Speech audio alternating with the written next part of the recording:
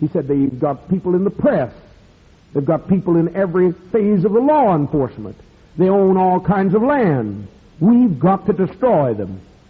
We've got the witnesses, I tell you. We've got the witnesses. He collaborated with operators. 3 telephone operators in Bell Telephone monitored our phones night and day for 2 months. We've got the witnesses. It's written testimony, and if somebody wants to sue me, then we'll put out a deposition, and we'll have the biggest court case you ever saw in your life. And I don't think Ma Bell wants that, so she'll probably let me have to say what I've got to say.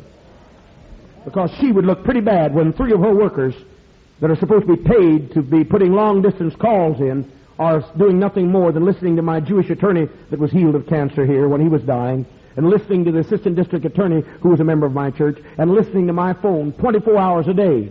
And Ken Solving says, we've got to crush them. That's what he said the first day. Said they won't do anything. They're gentle people. But just the week before I said we'd had enough. That's when the change came. It was just the week before. If he'd have come 2 weeks before, he might have had a chance. But I said, I've turned the last cheek of my butt, and there's no more cheeks. I've wore out of cheeks. I said, the next one that bothers us, they better be prepared for a fight. So what happened? We marched ourselves down here to the Hearst Press, the great big capitalist press, the rich man's press, and I mean poor little old people, us poor little old people, black and brown and poor white. We got our placards and we marched around Jericho's walls, and I said, I'm going to meditate that their papers will burn, and 240,000 of their newspapers burned down right inside the building.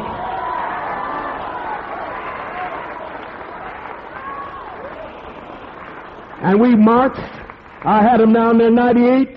I had them down there 100. I had them down there in their 80s and 90s, and we didn't stop marching till those editors come down and said, when are you going to stop? We said, we're going to stop when you quit lying on us. And so that night they pulled out Ken Solving's article. If we'd have prayed and got on our knees and said, pray for those that despitefully use you, Ken Solving would have destroyed us. He would have kicked us in the ground. He'd have stomped on us. Our land would be gone now. We would all have been divided. We would have fled because he would have stirred up more wrath. But we said, we've had enough. And now we've said it even further. Take us on any more, and you're going to have more than just a march.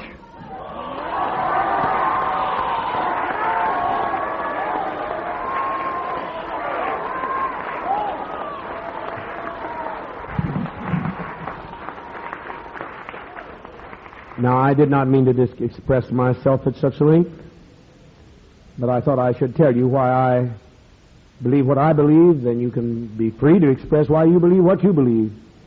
I accept that which works. All things that are true, try the Spirit. Try a principle.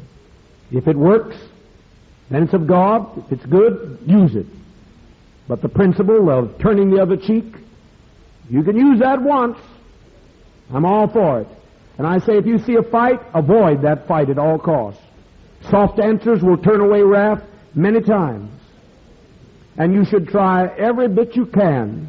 You should exactly go a few extra feet. I don't say you go 2 miles.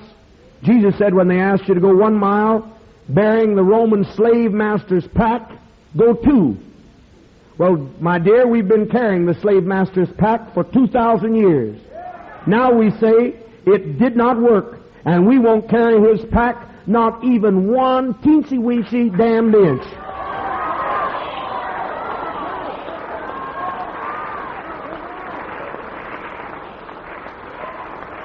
Peace. Martin said to me when he was on my pulpit when I was the governor's commissioner, and I had to give it up because nobody can be in this political system today and be honest. He said to me, I find my nonviolence much tested. But he said, if we would begin to fight, they'd kill us all. And I said, and you know what I said. I said, Martin, they're going to kill you anyway. I prophesied, in fact, the exact time of his going. I urged him to take certain advice. His wife seemed to know more about what he should do in those days, and even today she seems to know more.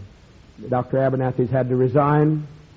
The Southern Christian Leadership Conference has been taken over by this ignoramus in Chicago, And I'm with the Muslims in that and fighting that push and that Jesse Jackson. He's a honky version of black capitalism. Black capitalism is not going to save us. No, they'll just change the crooks. We don't need more of this capitalism. We need some socialism. We need some liberation. We need some equality.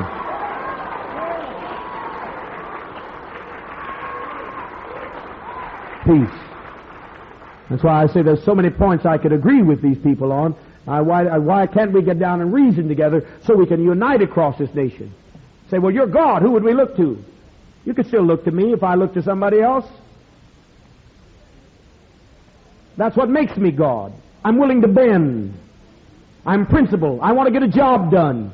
I'd carry somebody's coat to get this freedom movement on the road. But I can't find anybody that'll do the same with us.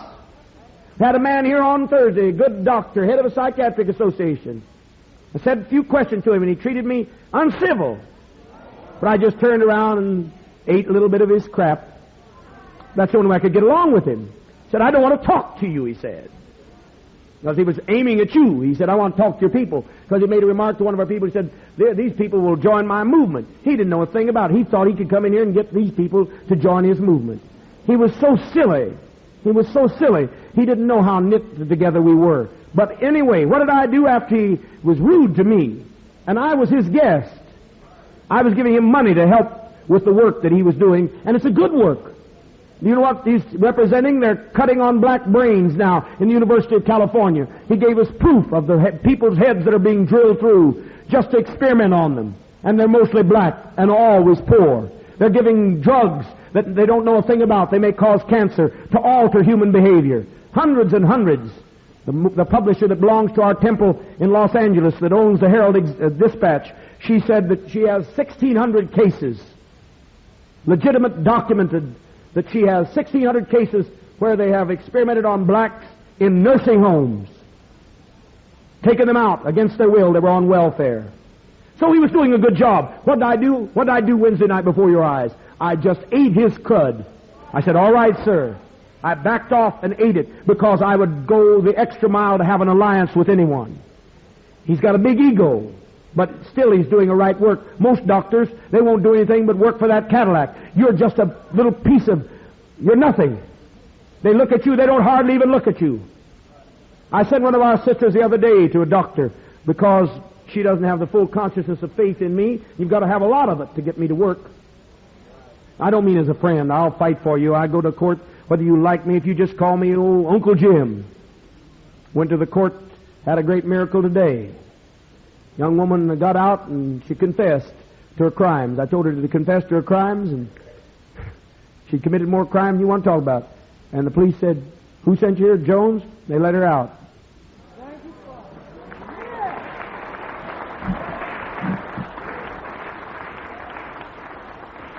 And you certainly see our sister over here, our Mexican sister, who her husband was trying everything under the sun to do.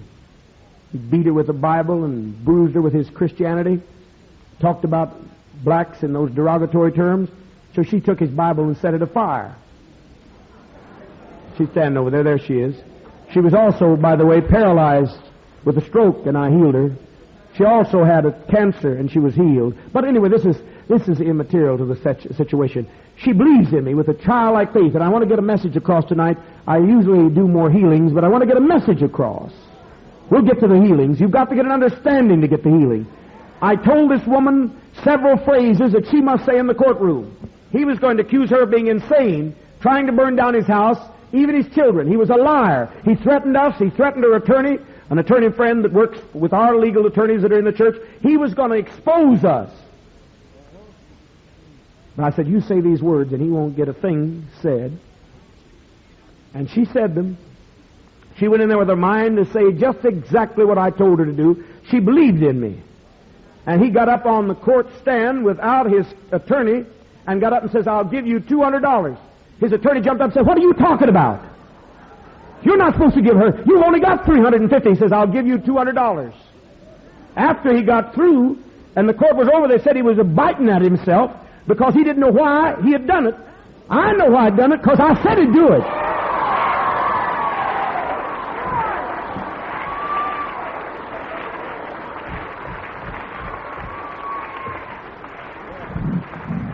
I mean, he did not even get up with his attorney's advice. He got up against his attorney's advice and kept on talking. He couldn't stop. Said, I'll give her 200. I'll give her 200. Because she said the words that triggered him to say, I'll give her 200. I'll give her 200.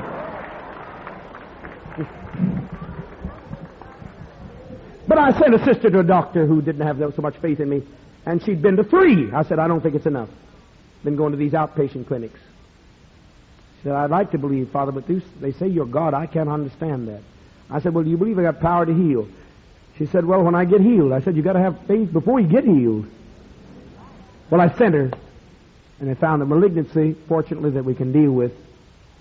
They were able to isolate it and do some radium therapy. 3 doctors missed it. Today, most doctors are concerned about making a buck. Most doctors are just like lawyers, the greatest parasites in America. And I say it in the front of the one that I healed of cancer, the greatest parasites in America are lawyers. They live off of other people. They cause squabbles, and if it was a society, a just society, like the ancient tribal collective, the Indian society, a socialist society, you wouldn't need any lawyers because the people could settle their own affairs. So lawyers are parasites. They like to make a buck, except for the few that have got converted.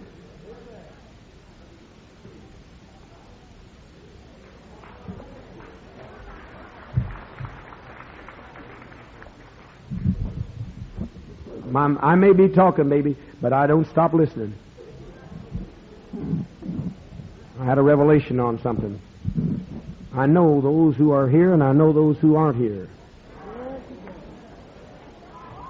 Anyhow, I want to say to you that the principle I'm trying to get across to your mind is to use that which will work for you. And if you can find anything that will work better, then go to it. You say you're going to believe in your Bible. How are you going to believe in your Bible when it's completely full of confusion? I could say other words, but it might embarrass you. But confusion certainly is applicable. It is full of confusion.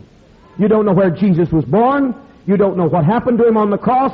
You don't know what he took when he died. You don't know how long he was in Egypt, if he ever went to Egypt. You don't know where he did his miracles. His miracles change. Every story, Matthew, Mark, Luke, they don't say one story the same. Not one story is the same. Don't shake your head at me, honey. You better read that Bible. You better read it before you start shaking your head. We're here because we have found something that works. We are here because we have found a Father that will go into the courts and will fight for us. Not one of us have ever gone to jail that I have not had out in a matter of minutes.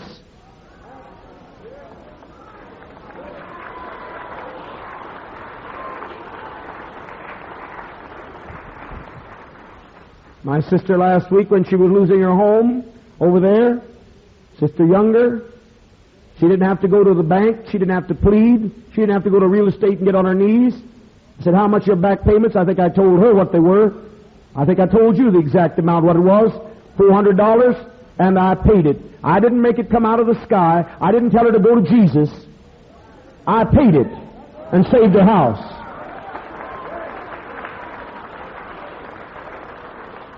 When Sister Jackson was here on Wednesday night with her son being held in a jail like a bond slave, they still do that to blacks in some jails, going to hold him a month unless they got $100 debtor's pay. I got that money that moment. When Sister Robinson had her money stolen by religious relatives, all of her month's wages gone this last week, I'm talking about 1 week, I saved it. When Sister Tyrone Johnson had her daughter was being taken away from her this week, I got the money and got the court case solved. I'm talking about 1 week. If you can find anybody that will do more for you, you go to them and let me know, because I'm tired of working. I'll join you.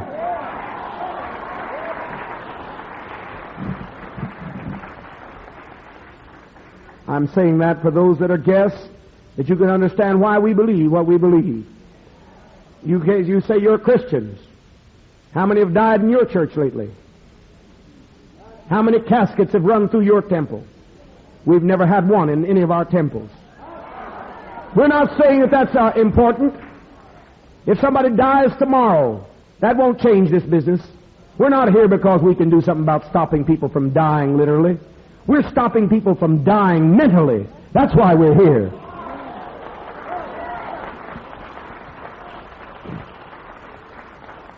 How many people have passed growths or tumors or cancers in this assembly? How many have been healed, like Sister Cunningham up here, of crippling paralysis? How many paralyzed or strokes? Yes. Strokes. How many have been healed of other incurable diseases? Now I'm saying to you, what is it?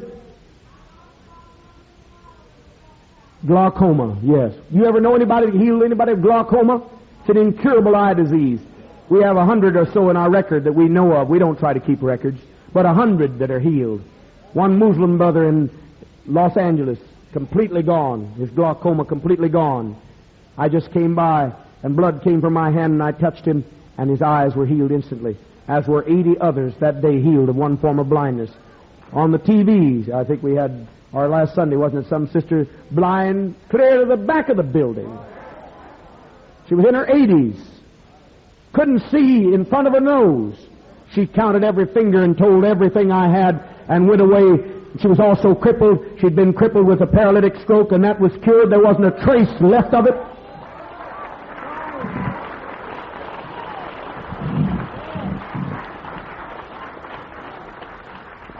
We have less die, and we sure have less in jail, being that we don't have one of our members in jail. Because if they come, and we've been in it, babies, you've heard people talk about what they'll do, but the cops came once when I raised this woman over here.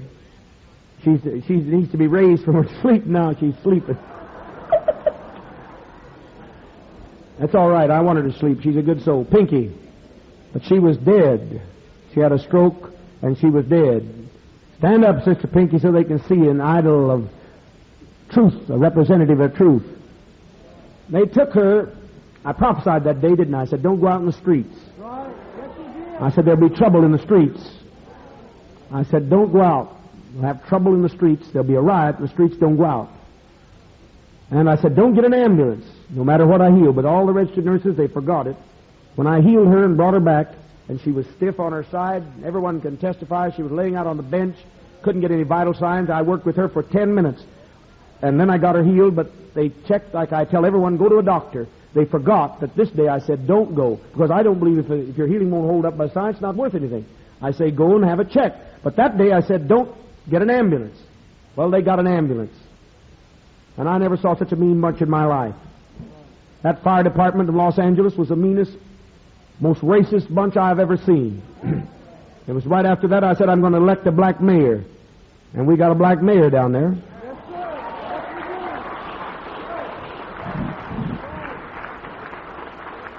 Anyway, I said, don't go, but they took her, and I mean they took her and kicked her, and called her nigger, and everything else. Some of my people run out to protect her, and I said, oh, well, my people are out there, I'm going out there, and I mean when we got out there, they'd called the police, the helicopters were over us, machine guns set on us, they were going out with bullet clubs, they struck down one of my adopted sons, one of my sons, they struck him down, they were hitting women, they were arresting my people right and left. And I knew then I didn't dare fight. I just went through. I said, you are wrong, you are wrong, you are wrong. I never touched a soul because I knew they were just waiting for me. I said, you are wrong. I told my people to keep quiet because in that particular moment they wanted an excuse to murder every one of us. Anyway, they obeyed, but beforehand, one of the brothers who has a government post here, who is the director of a large governmental commission, he happened to hit a policeman who was calling bad names and doing terrible things, broke his nose. Laid the policeman's nose clear over here on his side of his face. Blood was flowing down the policeman's face, and he wanted to kill somebody so bad he didn't know what to do. They took him to jail. They said, we're going to keep him there. We'll teach you people a lesson. They charged him with felonies, assault, with a deadly weapon. One of my brothers had a gun. I told him not to have guns on them. But he had a gun. And the man says, he's got a gun. Then the next second, the gun was gone.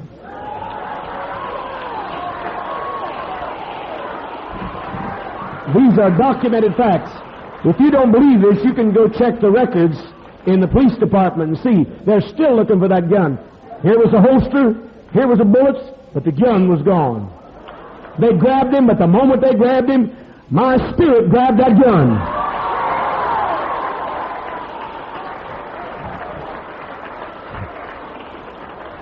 Well, they took him down there, and they arrested my good wife, who couldn't even join the Muslims, though she's mixed too in her racial background, but she's got a light skin and light hair. She can't join the Muslims. But she went down there, she got a hold of one of those policemen. They said, "You can't touch me," and she touched him anyway. And they took her away from our black son and took her away in chains. Took away Brother Jackson, another government worker, never been arrested before. Brother Brown, never been arrested before. My wife, in all of her years, never been arrested before. And they took them to jail, and I went down to get them. And the moment I got there, they arrested me. They put me in handcuffs and sent me back there and says, we'll see what we can do with you people. Put me in the jail, and they put the handcuffs on me, and then they put a thing on my leg and chained me to the bar. They must have believed I was a little bit God.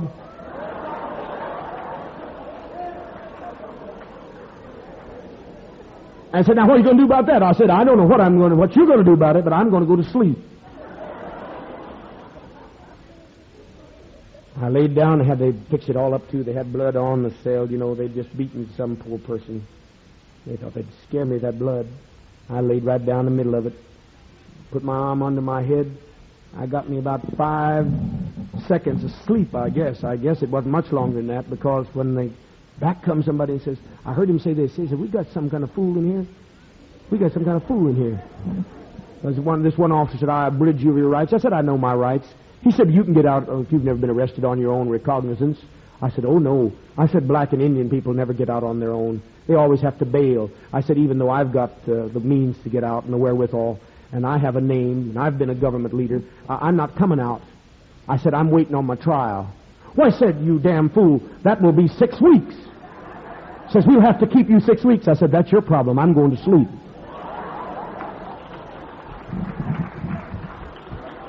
Now, that's almost exactly what I said. But it wasn't long, he brought back somebody else, and he said, "You mean you're staying in here?" He said, "We've had many people who wanted to get out, but we've never had anybody want to stay in." I said, "I'm staying in until every one of my people are free." I said, "I'm going to be not let go on my recognizance. I'm not going to be bailed out of here. I'm staying here. You've arrested me wrongly, and I'm going to stay here until I have a trial before the people." And I said, "If that costs Los Angeles $1 million, I don't care," because I said it'll be a long, long trial.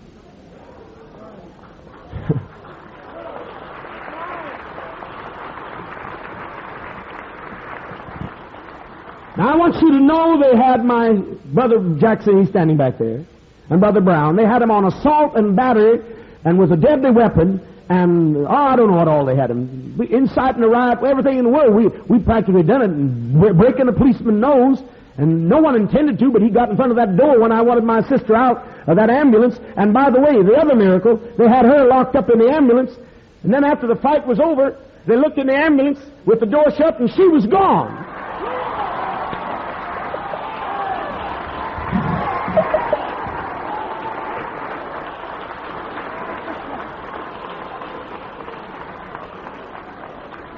You never saw policemen so red-faced in all your life, because there wasn't a black one amongst them. They were all white.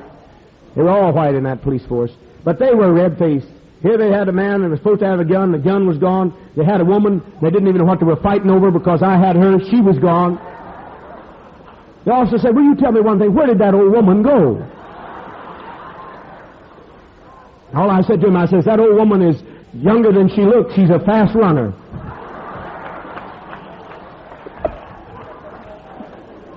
I just played with him, and so a little bit later, back comes the head of the police. He said, "Now, Reverend, you know we've had a mistake here." I said, "Yes, you have." I said, "I want us all these charges dropped." Oh, he said, "Couldn't do that." I said, "I want them all dropped." And what happened? They all got dropped, and they let us all go. And my name's not even on the record. They didn't even arrest me. They didn't even get my fingerprints. They put me in chains. They were so scared of me, they put me in chains before they got my fingerprints.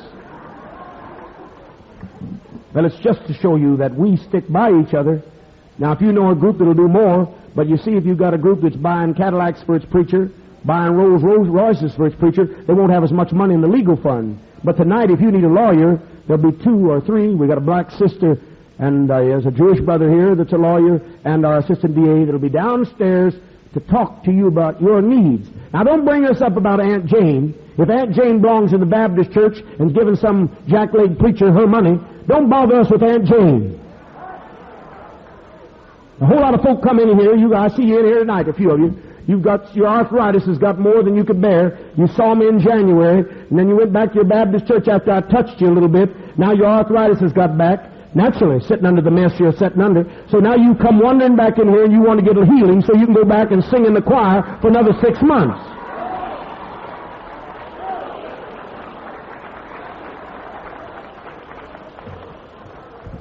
Assistant Mayor looked out over the meeting today, and my, didn't he say things. He said socialism, compared his collective to socialism in the purest Soviet sense, and he talked about fascism, and he sang a song to Jim Jones. The assistant mayor looked out and he says, "Is that Wesley Johnson?" He said, "He's one of the biggest pillars in Third Baptist Church." I said, "You've not been around there lately, because he's been a pillar here as long as I can remember."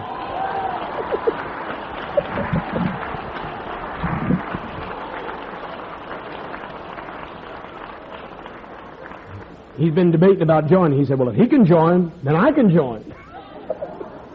All these people, they kill me. Oh, so Wesley, you may be responsible for the mayor joining the church. Anyhow, then don't do like some do and think you're going to get our healings anymore. We've started a new chapter. You drop in here once a month, we'll give you once a month treatment. I'm not talking about my people who have to work like sister over here that works in a home night and day and weeks. I'm not talking about people of my own membership. I'm talking about you that slip around with old jacklegs, that have never built you a children's home, that have never once built one senior citizen home, and we've got 4 beautiful ones, and 3 lovely sanatoriums, and 40 acres of the primest land with a children's home on it, and all other kind of land, and a whole apartment complex. We own half of Redwood Valley City. Now, I'm telling you, we take care of our people. And you've been to the church, you're over here from Bethel. You're here from Bethel to get healed tonight. You come over here to Bethel. Bethel hadn't done anything but pay for its church and hasn't got it paid for, and it hasn't paid for the preacher's car because they're always running into one anniversary after another. We never have any preacher's anniversaries here. We don't have any preacher's birthdays here. We don't have any pastors' wives' teas here. We've got liberation meetings here every day for everybody.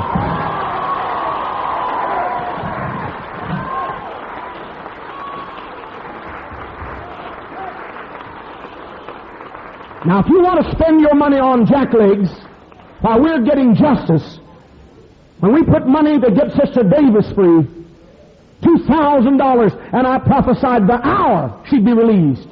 And I stood up here when they wouldn't open that door, right down here at this people's mess, this people's cathedral, this Catholic church that was built and tore all the housing out for poor people. I stood up on a car. I know what I did. They wouldn't let us inside that church, and I stood up on a car, and I said, "We're going to get the money from our people." We came up with $2,000 to get Angela free, and I said the hour that she'd be free. Now, if you think you're going to come in here, when we got Angela free, it was Billy Smith, one of his mothers in our Los Angeles church. I said the day I'd get him free when the army had falsely charged him. And I put my people in the courtroom, and I put my people in everyone's courtroom that is associated with this temple. And if you think you're going to come in here and get me to heal you so you can go back to some jackleg, so he can have a Lincoln, or a Continental, or a Cadillac, or a Rolls Royce, you've got another guess coming, because I'm not going to heal you.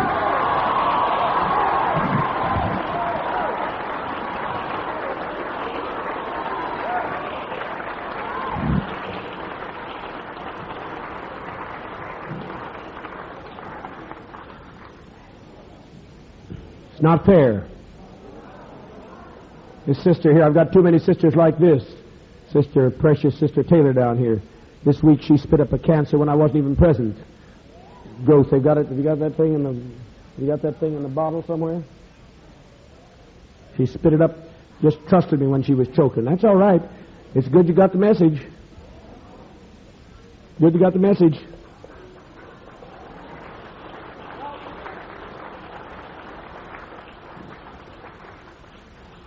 Some folks slipped out of the balcony, out of the lower floor. They found out now I'm not going to heal anybody unless they join.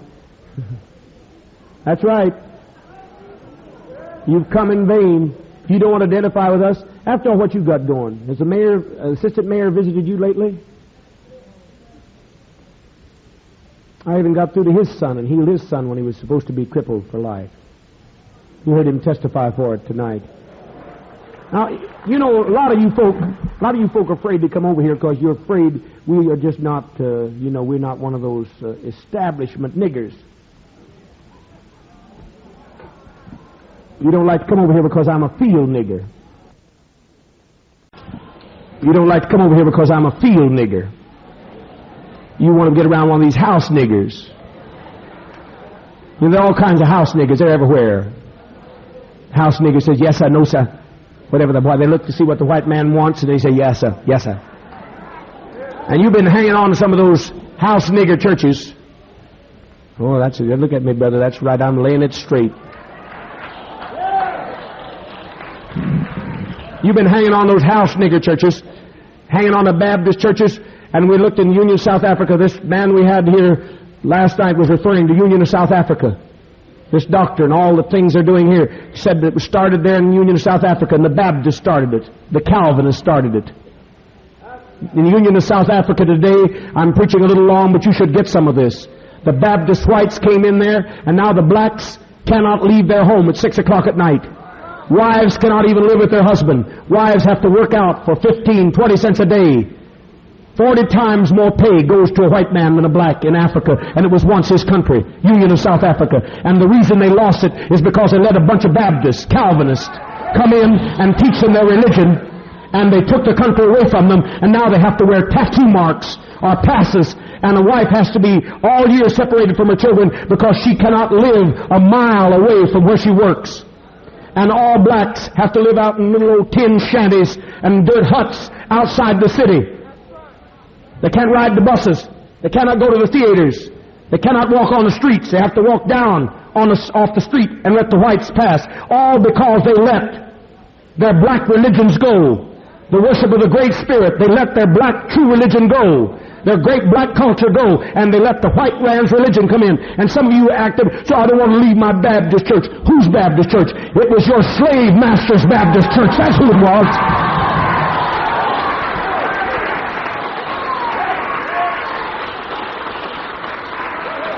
No black man ever invented the Baptist church. No black woman started the Baptist church. I'm not against Baptists if they did anything. But like Martin Luther King said to me, he said, you've got to be a Baptist, Jim, when he was on my pulpit. He said, it's the only way my people will listen. Well, he's dead. And they didn't listen. And his own wife has built a monument, and Dr. Abernathy has to fall and cry on his grave because there's no money to run the Southern Christian Leadership Conference. It's dead.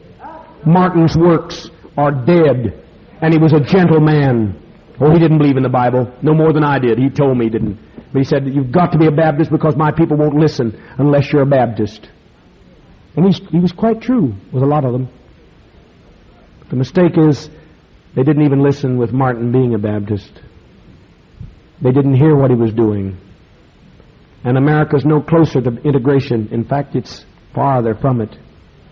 No closer to unification. We're not seeking integration. We want unification. We want equal rights, same rights. We're not seeking to marry somebody's daughter. We don't find anybody's daughter that looks any better than these beautiful black, beautiful ebony, beautiful brown faces. We don't see anything that's light that is appealing to us that we're trying to go around and marry, so you don't have to worry about it. Always somebody say, would you want one to marry your daughter? And we've been looking at some of those honkies and we say no.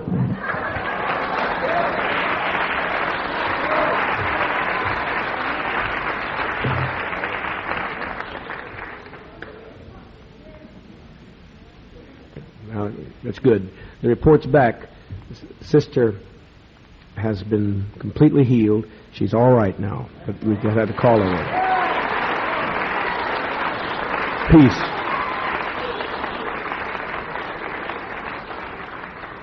Sister from Sacramento called in. The attorney came up, when he came up about it, and they thought she was dying, and now the report she's completely healed after they did what I told them to do. Here on the note, they have found they had it all down almost, but they wanted to check it out, and now she is completely healed. So we're grateful for that.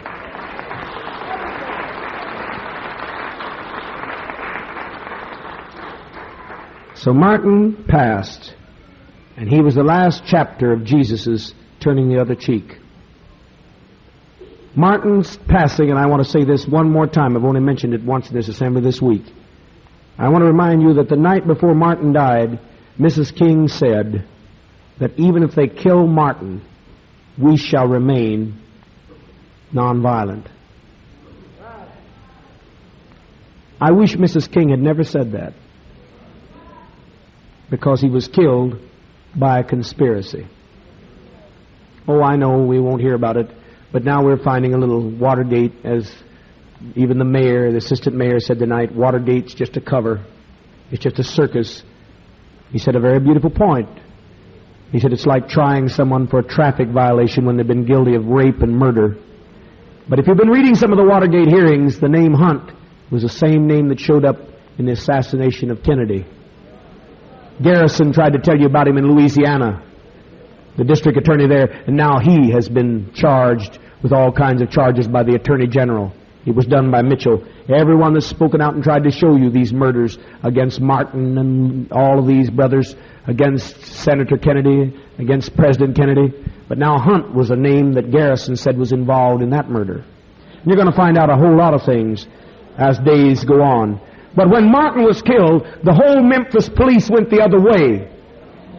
And then they try to tell us that one nut did it. Now, how does one nut cause the whole police department to go the wrong way for a wrong emergency? They got a wrong emergency. On every police radio, wrong signal came, and they went the wrong way. Now, you tell me one white nut did that? No, a whole lot of crooked nuts did that.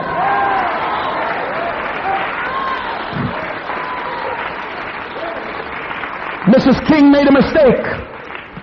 She should have said, if Martin ever goes down, we will all fight to the last man and woman.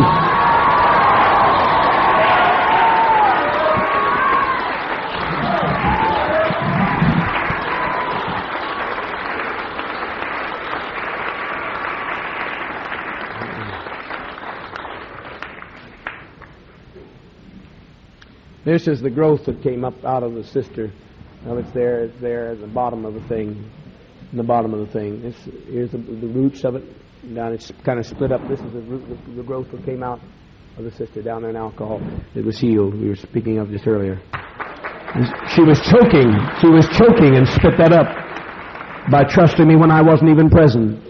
And she's had so many things, and she said she'd have to write a Bible of her own just to tell the miracles that have happened to her in her 80 years, past 80 years. And she's been a preacher. She was a preacher. Some of you people worry about giving up your church. She was a well-known evangelist, quite capable, but she saw all of it was empty holes. Every one of them had empty cisterns, and their bags were full of hot air, and she got out, even though she was in her 80s and could have retired, celebrated as a preacher. She left the church because she knew the church had been a lie. She said, I had to live 80 years to find an honest leader.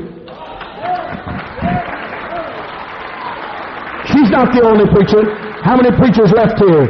Pastor here, back here, Reverend Garrison, Reverend Williams. He was an invalid, couldn't walk, heart destroyed. Now he can run, he can lift up a piano. This man has been doing it for 3 years since I healed him. These are Baptist pastors. Brother Edwards someplace, a Church of God pastor. There he is back there. Brought his whole church in here.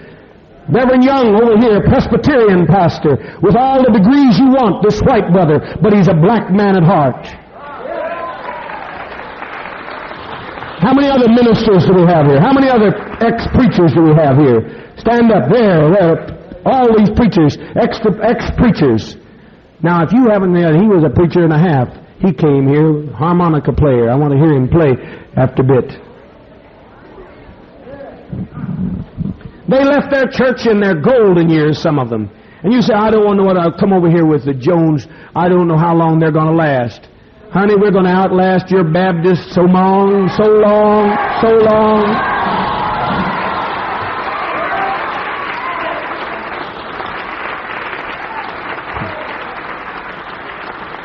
Very well, it's a long night, and we can always save other things for other days. But it's wonderful to know the truth. You go to the Baptist church, you pay that man his anniversaries, you pay for his Cadillac, ask him to heal you. If you go to the Methodist church, you put your money in the Methodist church to buy nothing that will serve the people. You've been paying those churches, they don't have any ground. We've got hundreds of acres. It's costly for us to pay for these things every month. Send hundreds of food items to Wounded Knee, hundreds of dollars because these Indians are starving. We're sending food into Watts, sending money into Watts for youth that are in trouble that could not survive if it was not for us. We reached to Harlem, and we reached to Africa. We saved hundreds of starving Biafran children. We've got a mission chief who was healed of cancer. And we've got two chiefs, Sister Nystrom. She had cancer, they'd taken off both of her limbs. She was eaten up with it, and she's now healed.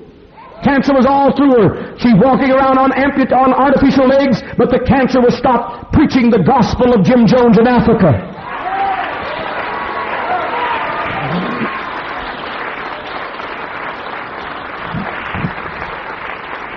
You don't have to slip out. Tell them they don't have to slip out. She'd have been any lower, she might have got healed of her arthritis. People kill me. It's a circus to watch folk up here, I'm telling you. Some of them, they come in here and they look around and see if there's anybody else a member of their church. They're looking all around to see. And I've seen them, they look around and they'll spot. And, boy, she's over here. I'm going to have to get out of here. She'll tell I'm here. People are funny. If it wasn't such a tragedy that they're doing, it would be funny, but it's a tragedy. The people are worried more about what people think of them than what they think of themselves. So you haven't got anything to lose but your chains. The religion you have has been given to you by the white man. It's time you find something that'll work for you. We've got something that'll work for us. And if you find something that'll work any better, you bring them to us, and we'll go to them. You show us anyone that can do what we do. You show anyone that fights, saves homes, goes into the courts, snatches people right from the courts when they're ready to be sentenced. You show me one, and we will unite with them, and we will join them, and I will carry their coat, because we didn't want to build a church. All we wanted to do was to build land, to build sanatoriums, to give our people jobs, to give them food. But we came here even to one of the men that I rather respect. Came to Cecil Williams. We said, can we use your building on off times, not even on Sundays? My brothers back here, Brother Garrison, Brother Williams, leading business pen here, went to him. He said he was sitting there, and they said a young woman with her dress clear up to her hips, sitting there, flitting around with them on the knee. They said it was a spectacle that they didn't particularly think was enhancing to liberation. And they said to him, we'll give all the money to black causes that we would pay for a building. He said, no, I'm doing my thing. You go do your thing. Well, I don't look at it as doing a thing. I think this problem of black people being operated on, and black children now, it's coming out all over the nation. Carolina now has produced 80-some sterilized. Little black girls against their will, taken by the establishment and operated against their own volition. Blacks given syphilis, allowed to have syphilis untreated just to see how it will cause their brains to rot and their bodies to die. Our Mexican mothers given cancer-causing carcinogenic drugs that never would stop pregnancy just to see what it would do to their body. And the things this good psychiatrist told us is incredible. The things he told us that are being done right now to human beings on Wednesday night. Now I think it's high time that we quit doing our thing and got ourselves together. And I still hold it out. If Cecil Williams will build a church that will serve the people and will not buy Cadillacs and diamond rings for the leaders, I will unite with him. I will unite with any group that will have us. I will be glad to be second in command to anyone that will be a better father than I am. But I'm an awfully good father, and I demand that whoever I follow has to be as good a father as I am.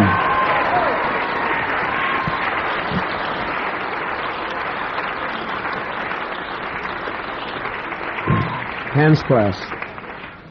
With that, I'm going to ask tonight, we have to take our offering. The offertory workers have reported it's very low. We're going on a vacation, an equal vacation, from each according to his ability to each according to his need. If there's someone here that's a pensioner that doesn't have a dime, they'll be on that vacation trip. Many of our children that were orphans that are in our homes that have been taken in will be given the trip that starts on April 3rd, August 3rd, and all will have the same food, the same pleasures. That's what I mean too. Don't bring any candies. If you bring any candies, if you don't let the communal group do it, if you bring candy, you better have candy for everybody. Don't bring any ice cream money, because when we take a trip, everybody eats ice cream or nobody eats ice cream. That's what we need, is a spirit of absolute sharing.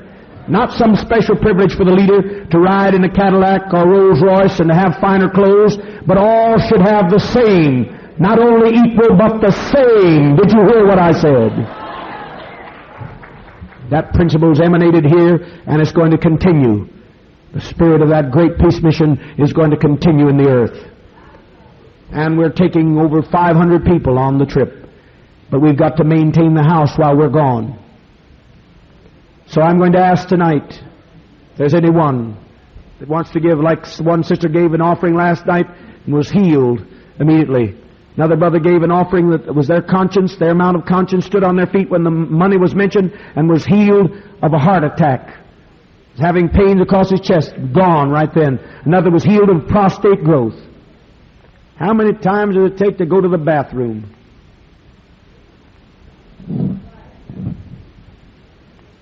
Get assembled in here. I've got people 98 years of age that don't move in a service. Got one 101 that never moves. I've seen some of you move 5 times now. It looks to me like if a 101-year-old can hold their kidneys, some of you 20-year-olds ought to manage. And tore down racist signs. I refuse the right to serve who I please. She tore them down with her crutches while she was a cripple. She'll be here Sunday morning. She always sits right here. White, you think I'm going to join any place that she can't go? She's gone in and fought in the jails. She's been arrested more time than you've got years. She's in her 90s now. Now I'll go any place she can go, because she's black in heart. She's Irish as Irish can be. She speaks Irish just as keen as an Irishman speaks it, but she's got a black heart. You've got to judge people by their actions, not how they look on the outside. No. How much you own? No. Who you know? No. But we ask some things about how do you feel about suffering? How do you feel about war? How do you feel about Watergate? How do you feel about racism? And if they don't pass the test, they don't come in this door. And that is the greatest loss they could ever know. But I have to take care of my children all equally, and I'm not going to bring any stepchildren in here. I'm not going to bring a half-child here. Stepchild's a good name in the term of the world, but in the term of this spiritual truth, it's bad. I don't want any half-child here, a person that's only halfway here. I want to be your father all the way. And if you're only going to give me half of yourself, I cannot be your father all the way. So many are just told, come and see us some other time, or we'll call you. How many know of people that have heard that message? We'll call you. Oh, you surely know that. You must know someone. Nearly all of you have got somebody that's been told that. This church would be packed from wall to wall if we would let them come in here for healings.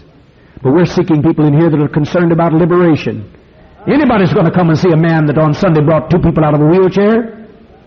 People that were in a wheelchair 8 years, like the one sister that had her leg withered the Sunday before that? Anyone's going to come to see somebody that can heal blindness. But not many will come that want to get their own blindness of their head cured. Not many people want to come to get their own mental darkness eliminated.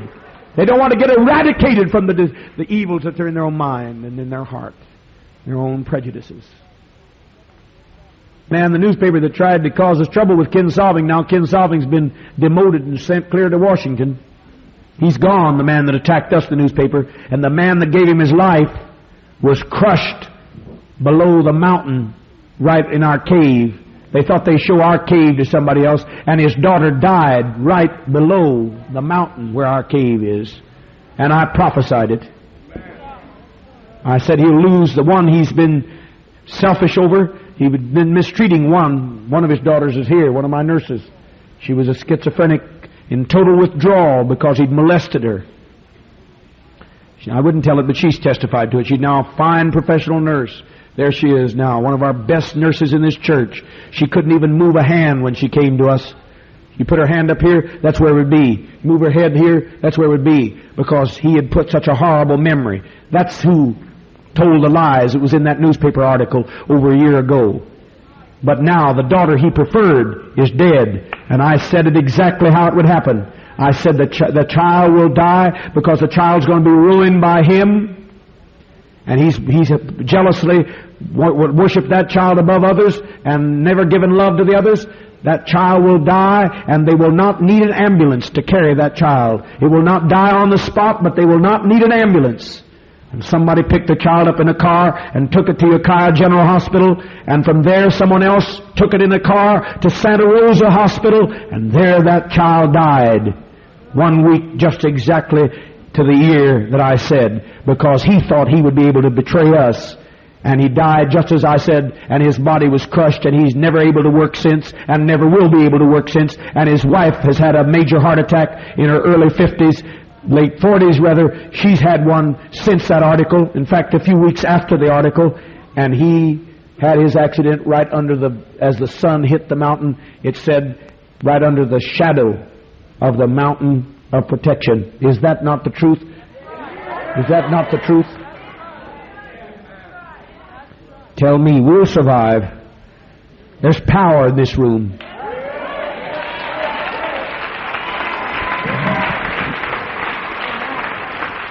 So why do you take a child? I took a child because if the child had gotten up, he would have done the same thing that he did to her. And he took the child away from me, and I couldn't help the child. So a child was better off in the next planet, the next terrestrial plane, than to be kept in a situation like that. I took away that which would hurt him the most and which he would hurt the most. I know what I'm doing. I can heal. I can heal too if you'll trust. But if you're going to skimp and refuse to help me help others that are starving, then be careful. And I've not been so strong in an offering. I'd be sure I'd be listening to me now. It was a gentle kind of an offering taken on Wednesday. It's a stern one here. 15, the last chance. And we heard the testimony. She said, I've got to protect you. I didn't go into precise details in public, but I've got to protect you from an accident. And she got her foot caught in the track. And the trolley was coming right down upon her. And the trolley stopped, and the black man run out. And he said, I didn't even see you, ma'am, and I don't know how this trolley stopped. She said, I know. My pastor said, I've got to look at you on Sunday night.